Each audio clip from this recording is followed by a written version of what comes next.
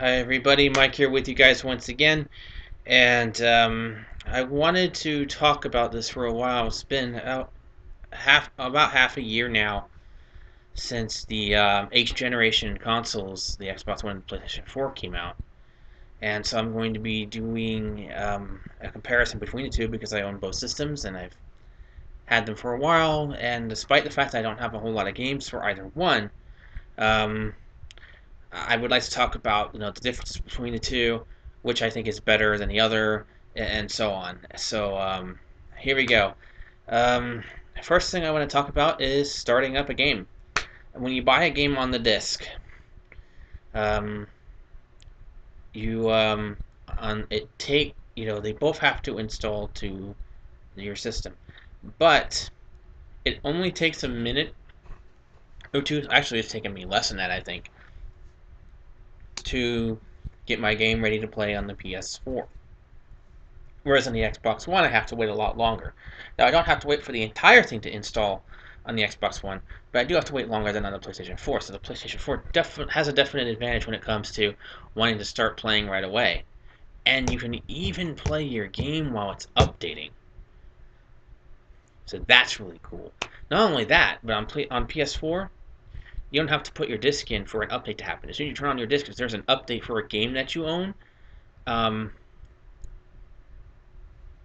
it will automatically do the update. And you can still play a game while it's doing it. Whereas with the Xbox One, the Xbox One works almost like the last generation did when it came to things like updates and so on, where you have to put your disc in and then it will update. And you gotta wait for the update to be over in order to play. So PlayStation 4 definitely has an advantage when it comes to um, disc-based waiting times on disc-based games and updates. All right, let's see. As for resolution gate, let me show you my TV real fast. Let me see if I can aim this right. I'm using my computer's laptop webcam. As you can see, that this is a 720p HD TV. Therefore, resolution gate doesn't really matter to me. Now, if I had a television that was able to display 1080p images or higher, then yeah, I could see where the PS4 would have an advantage on the majority of multiplats. But for me personally, the resolution gate doesn't mean anything if everything is in 720p anyway, being displayed on 720p from this television. So therefore, resolution gate is irrelevant to me personally. Um, so the multiplats are basically the same for me, with the exception of one game, and that is Tomb Raider, because the frame rate there's a major difference in frame rate between the Xbox One and the PS4. Tomb Raider Definitive Edition is definitive, at least console-wise, on the PS4. But otherwise, it's pretty much the same experience for me. And so yeah. As for the menu screens, how they are, I have to say the Xbox One did not do very good when it launched in this area, but they definitely fixed a lot of that. Like, it's easier to find friends, it's easier to join things and stuff like that. PS4 is better, but they're going to have to change it soon because as game libraries build up, it's going to take a lot longer to find your game in the menu. What's really interesting is last generation voice messaging was possible only on the 360. Now it's switched. Now it's on the PS4. So another example of switching features there from the previous generation. Also, let's talk about. Hold on a second. I'll bring them out here.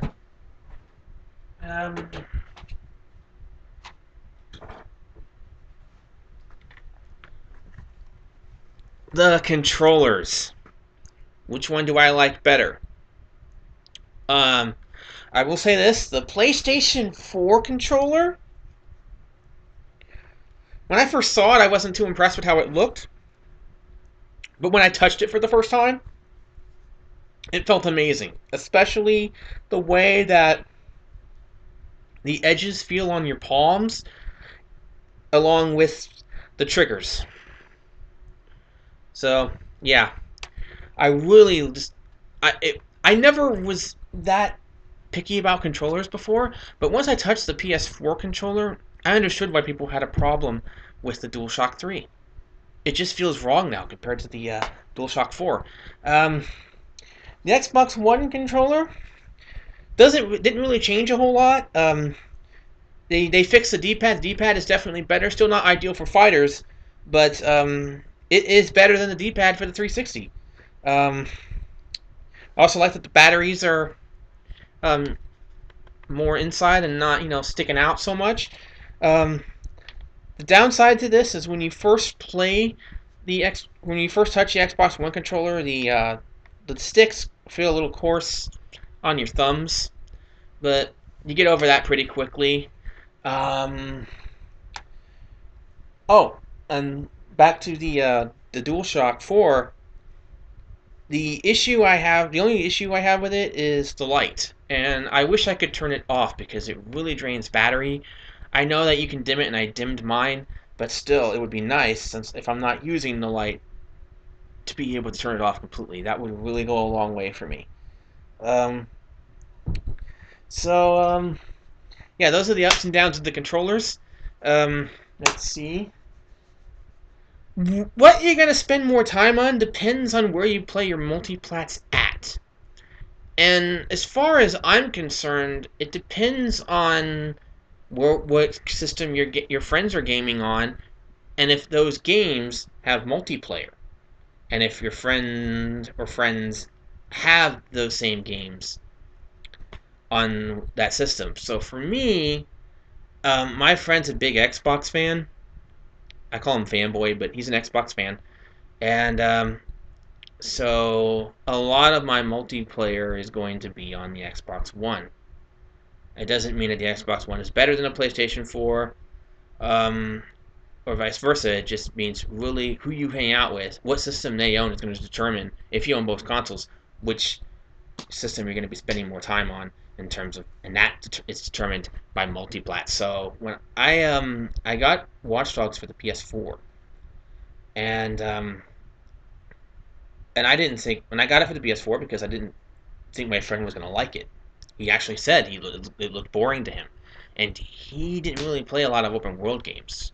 It's not for a long time, and so I thought this was going to be more of a single player experience for me. So I got it for the PS4. After all, it had the 60 minutes of exclusive content, which I've never played. Um, but then, as it turns out, my friend got it for Xbox One, and he loved it and played it all the time. So what did we do? He helped me switch it to the Xbox One version. So I now have the Xbox One version of Watch Dogs. And when I had it on PS4, I played my PS4 more. But once I switched it over to the Xbox One version, I've been playing it more. So again, where you play your multiplats has a lot to do with which you're going to spend more time, system you're going to spend most of your time on. I also want to talk about heat dispensation for a bit as well. This is a big concern of mine on the PlayStation 4 specifically. The top gets warm very quickly, and if you're playing a disc-based game, it can get hot, and you can hear the fans. I could hear the fans from the couch where I'm sitting now, which is on the other side of the room. Now, granted, the sound is really faint from here, and I would have to hit the mute button to hear it, but I could hear it. And the Xbox One, the Xbox One also gets really hot playing the same game, but it doesn't get loud. Both systems get hot, but one makes more noise than the other. So heat dispensation um, seems to be a bit more reliable on the Xbox One, I guess. I haven't had any issues with anything, but um, the design on the PlayStation 4 does look cool, and I like that I can carry it. But as bulky as the Xbox One is, it does allow a bit more air to flow through, and not having the brick inside the console helps with that as well. Although that really shouldn't be much of an issue either, because on the PlayStation 3 is the same way in terms of there's no outward brick on the PS3. So the best way I can describe the heat on the PlayStation 4 is it stays cooler where the hard drive is, but it gets hot on the top right. And at the bottom, it's cool in the front and warm and hot in the back where the vents are, which is really weird, but that's how the PlayStation 4 operates. Xbox One, I haven't felt the bottom of it, but it stays cool on the left, but it gets hot on the right, just like PS4. The only difference is it's much quieter, I think, when playing disc-based games on the Xbox One. Alright, so that's heat dispensation. Let's talk about design itself. I really love the cool thing about the PlayStation 4 design is that I can fit everything in a book bag. I can't really do that with the Xbox One. The Xbox One is not really meant to go anywhere. It's meant to be an entertainment device, so it's meant to be the center of your living room. It's meant to stay in the living room. Whereas the PS4, you can take it to your friend's house easily. Just carry it around on your back, and it's really light. People say the Xbox One is heavy. I don't think the Xbox One is that heavy, but I think the PlayStation 4 is extremely light.